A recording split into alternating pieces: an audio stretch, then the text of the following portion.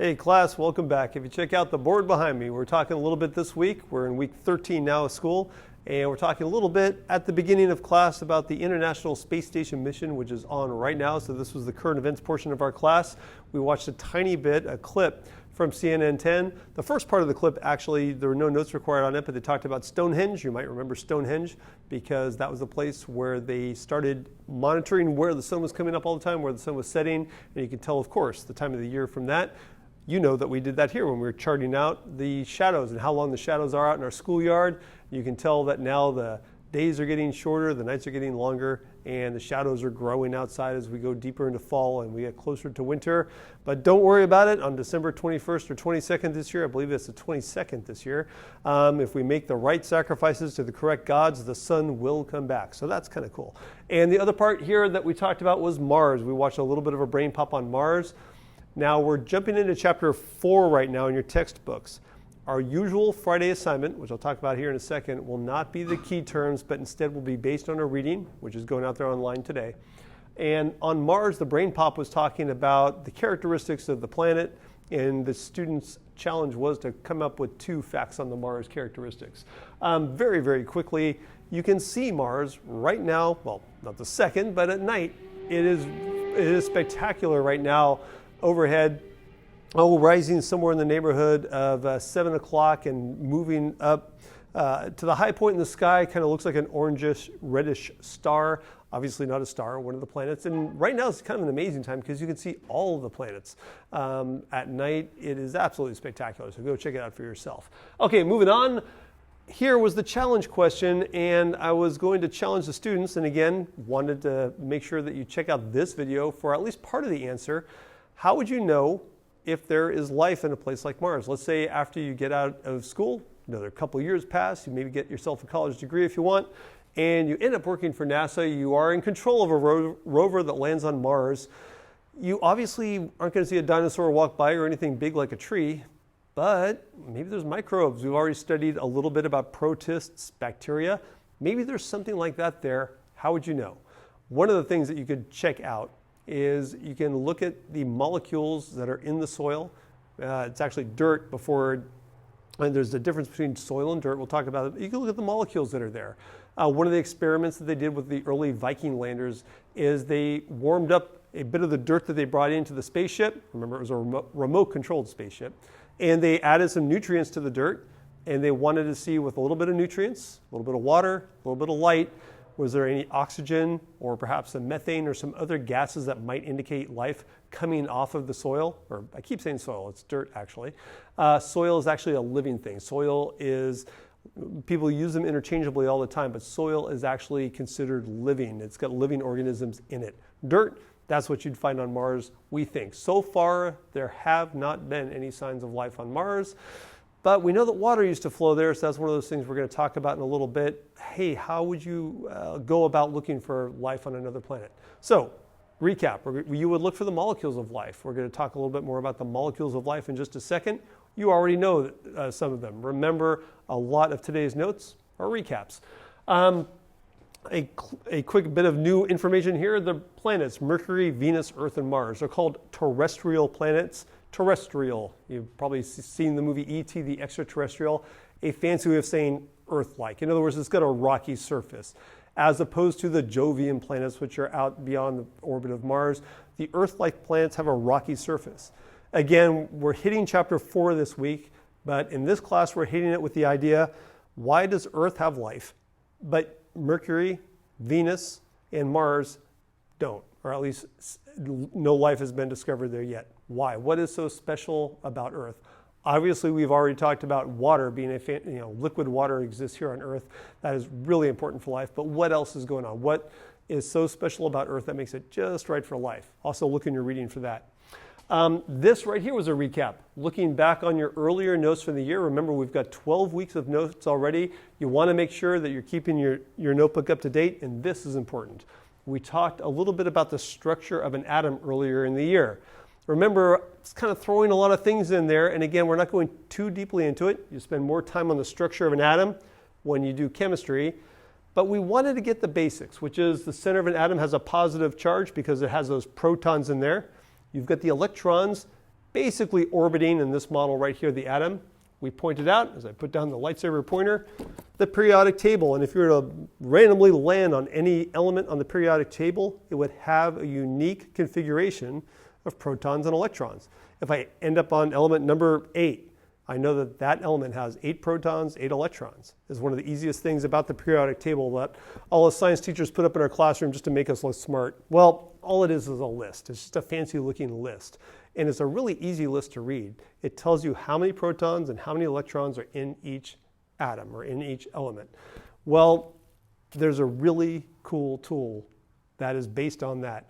And I'm simplifying a little bit because, again, you'll get into more detail on this when you do chemistry. But I'm going to reach over here right now and get one of these little toys I picked up at the last time we had a book fair here at IBL. And this is just one of those little stars you can put up in your room. It glows in the dark. You might have seen some glow-in-the-dark toys or something like that. This right here, on the other hand, is just a light. And it's in this particular one, it's an ultraviolet light. The kind that you might shine, for example, on, you can see on my shirt right there. You can shine it at Halloween for when you want to make whites really kind of pop and look bluish. Check this out. You could use regular light too, but this will make it glow a little bit better. But if I hold it right up to the toy and take it off, it glows for just an instant, and I'll do it right here in front of the camera. And I did this a little bit in class with the lights off to make it really stand out more. Now, we've all seen glow-in-the-dark toys like this before. How does this relate to atoms in the search for life? There is this amazingly important, unbelievably cool scientific tool called spectroscopy. Again, we're not going to go too deeply into it, but the quick story is this. Because if you check out chapter 4, they talk about light, they talk about the reflection of light, the refraction of light, and splitting light into a rainbow of colors. We've all seen that before. You can tell what elements are in distant galaxies. You can tell what elements are in the atmosphere of another planet. You can tell what elements are in a little sample of something by checking out the light that comes from it. Every single element, I'll get out of the way of the notes here in a second, and again, these notes will be online at pacificascience.org. They'll be in your Google Classroom. Every single element has a unique arrangement of protons and electrons, and because of that, it puts out a unique light signature.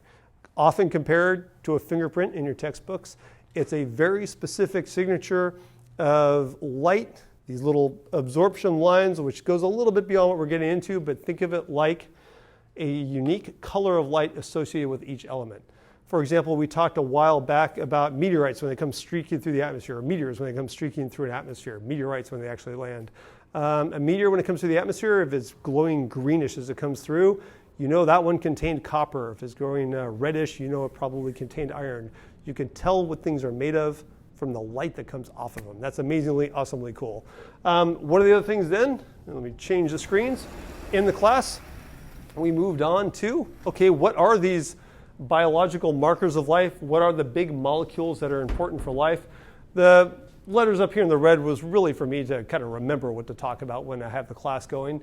But second half of the notes, the right side of our interactive student notebooks. Remember, every day we should be keeping a left and a right side of our interactive student notebooks. Here you go. The big four in terms of biological molecules in no particular order. Proteins. Proteins, often referred to as the building block molecules. They're a polymer. Again, we're throwing a lot of terms out here, but we're doing a quick recap. Remember, we're condensing 5 days into 2. A polymer, you might remember when we talked about ocean plastics. Polymers are just long links of smaller bits that make a very, very long molecule. DNA is a polymer. Plastic is a polymer. We talked about how carbon links together in these long chains that make plastic. And in this case, proteins are a polymer as well. Polymers are made of smaller bits called amino acids. And for now, I know we're just putting this up here as a note, and I am asking you just to remember that for now. We will go into more detail on amino acids, in another 2 weeks when we talk about specifically what amino acids get together in humans to make all the different proteins that we have out there. Nucleic acids, again, a review. You know these already. DNA, found in the nucleus of eukaryotic cells. Remember, it's the code of life. It says this is how you make whatever species or creature you're talking about. RNA is the messenger that goes in, looks at the DNA, and says, hey, this is what we're supposed to do. I compared this to the vice principal and this to the principal and said, okay, RNA, go out and tell the rest of the school what we're up to, and the RNA dutifully runs out to the rest of the school, goes to the ribosomes, and tells the ribosomes what proteins to make. You might remember that little connection right there. When we get into cells a little more deeply in chapter 5, we'll talk about the specific functions of all these organelles. But also RNA, by the way, I put a little note here for myself to remember. Remember, RNA too is why we're teaching like this right now, why we're on little tiny screens and boxes with our names on them.